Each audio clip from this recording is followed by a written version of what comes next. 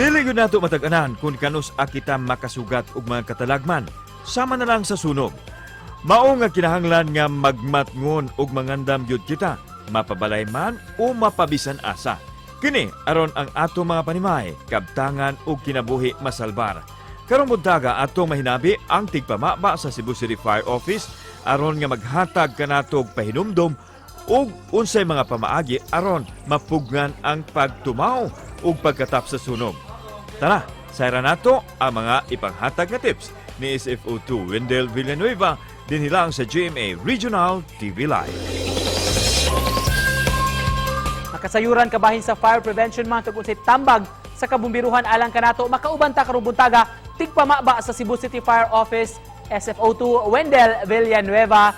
Mayong buntag SFO2 Villanueva, welcome sa GMA Regional TV Live. Mayong buntag. Sir, subay niining Fire Prevention Month, murag nagsunod-sunod man hinuon ang sunog, unsay ikasulti ninyo niini? Naglibog ta kay nag-obserbar ta sa Fire Prevention Month during the month of March kay mo lagi ting init pero karon wala, it's the exact opposite man o it's gauwan man mo to nakiginabi ta sa mga investigators no sa ato ang fire arson investigation team.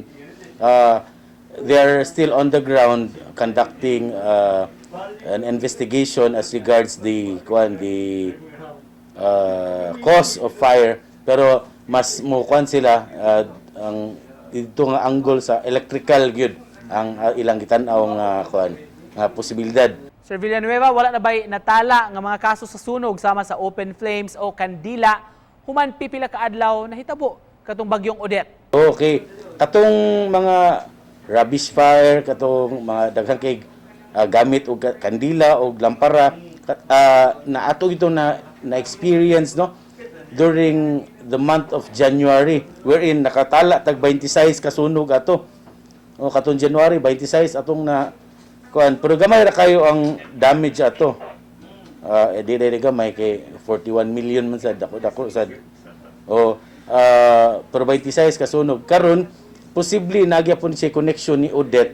It's because kaning mga panimalay siguro nga na-involved sa sunog, posible na damage ni ang mga electrical wirings ni ini nya wala bitaw gi pa-check og licensed electrician mo hinungdan siguro nga ting-uwan karon niya naay mga short o naay mga pag-spark, so posible nga na kuan mo na hinungdan sa sunog. You mentioned, sir, nga related sa bagyong Odette ang mga electrical issues nga mo hinungdan sa pipila ka mga sunog. Unsay advice ninyo sa katawhan niini, sir? Ang among hangyo sa publiko no nga kun mahimo kay na-restore naman hapit ang tanan siguro, di ba?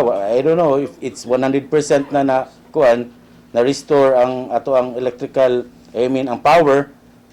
Siguro mas maayo nga atong i-revisit ang ato ang mga electrical connections, electrical wirings, posibleng na nadaot sa bagyong Odette.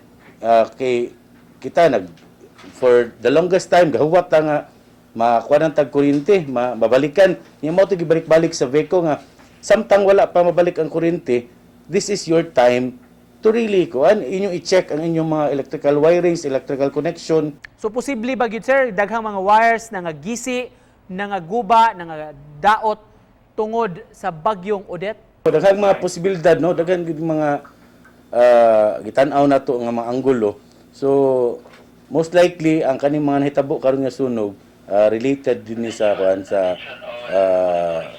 kuryente. Daghang maguna ang aspeto sa kanang sunog nga kuryente ang hinungdan. There's electrical misuse, overloading, kanang labi na magkuantag gamit ang gitawag na octopus connection nga mosaksak ta og kanini ang extension cord. Ang extension cord ato pong saksakan hatod posible na magka-overloading. How about kining LPG, sir? Unsay angayang buhaton sa ato makaigsuunan aron makalikay sa insidente sa sunog? Una, ato i-check gyud ang ato ang LPG hose o regulator unya og doon na gani baho nga atong makuan doon ay baho sa LPG posible nga doon ay leak unya og makonfronted na gyud ka na presence of mind paungon lang nimo, you turn off the source of fire. Once ma-turn off na nimo ang stove, wa naman to'y kayo. Hanggang kayo lang siguro ang kaha, so mo to imo nang tabunan. Or you get a wet cloth, mo na imo itabon sa sa kawa nga nasunog. Unya, kuan lang gyud, di lang kita magpada sa kahadlok o karatol. Og isip pa na po sir, unsay mensahe ninyo gikan sa BFP alang sa atong mga viewers karong buntaga.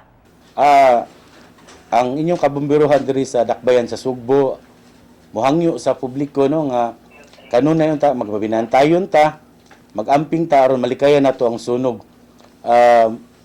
Ato ginang gibalik-balik no nga fire safety is everybody's concern. Dili lamang kini responsibilidad sa inyong kabumbiruhan. Lakip na usab ang publiko no ang inyong active involvement and participation. Kinahanglan kay tukma kayo atong tema karon tuiga sa pag-iwas sa sunog, hindi ka nag-iisa. Dapat kanang maong tema inyo nang istorya na sa publiko ngadto na sa inyong kabumbiruhan nga moingon mo nga sa paglikay sa sunog wa mi mag-inusara kay naa mo you get involved, nagpakabana mo aron mamahimo kitang magpuyo sa usa ka fire safe community. Daghang kay salamat sa impormasyon karong buntaga, mga kapuso SFO2 Wendell Villanueva sa Cebu City Fire Department.